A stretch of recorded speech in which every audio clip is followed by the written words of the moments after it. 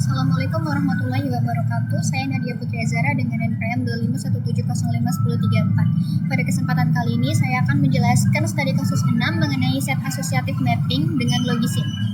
Jadi perlu diketahui, set asosiatif mapping itu adalah metode pengaturan memori cache di mana seluruh ruang cache dibagi menjadi beberapa kelompok yang disebut set. Sebuah blok memori utama ditentukan harus masuk ke set nomor berapa. Tapi setelah masuk ke set tersebut, blok tersebut bebas memilih slot atau jalur mana saja yang sedang kosong di dalam set itu. Nah, ketika CPU ingin membaca data dari memori, alamat memori fisik misalnya 32 bit akan dipecah secara logika oleh controller cache menjadi 3 bagian.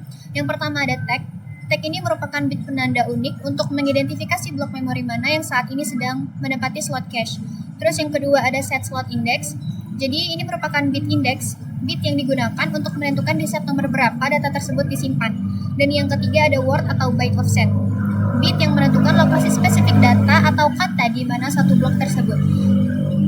Nah, jenis-jenis set associative mapping. Yang pertama ada two-way set asosiatif, K sama dengan 2.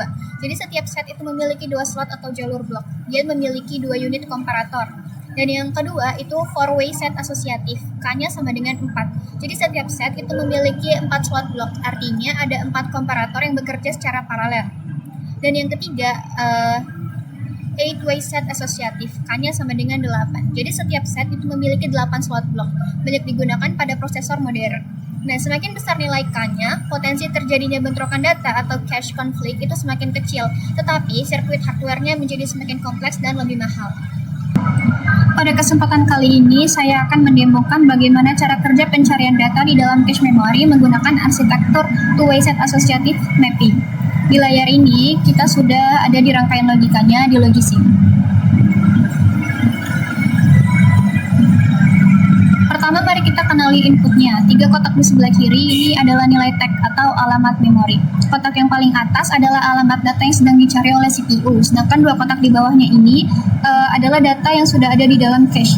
Yang ini slot 0 dan yang ini slot 1. Saat ini semuanya masih bernilai 0.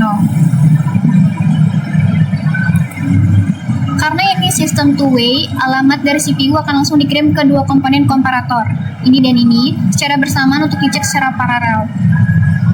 Karena alamat CPU-nya masih 0 sama dengan isi slot 0 dan slot 1, kedua komparator menghasilkan output 1 atau jalur menyala hijau. Terus dia masuk ke gerbang OR, output akhirnya adalah 1. Dalam komputer ini disebut cache hit, artinya data yang dicari CPU sukses ditemukan.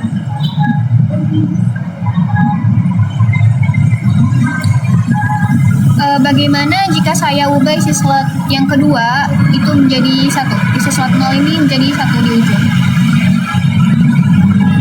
Nah, sekarang komparator yang atasnya mati karena datanya sudah tidak cocok. Tapi karena komparator bawah tetap cocok dengan slot 1, gerbang OR tetap mengeluarkan output 1 atau cache hit.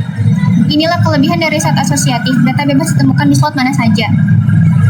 Nah, sekarang kita akan mengubah slot 1 menjadi 1 juga. Sekarang kedua komparatornya itu tidak menyala atau bernilai 0 karena tidak ada satu slot yang cocok dengan alamat yang dicari oleh CPU. Nah, efeknya di sini kan dia menghasilkan output 0. Ini menandakan terjadinya cache miss atau data tidak ada di cache dan komputer harus mencarinya ke RAM utama. Sekarang kita kembalikan ke semula.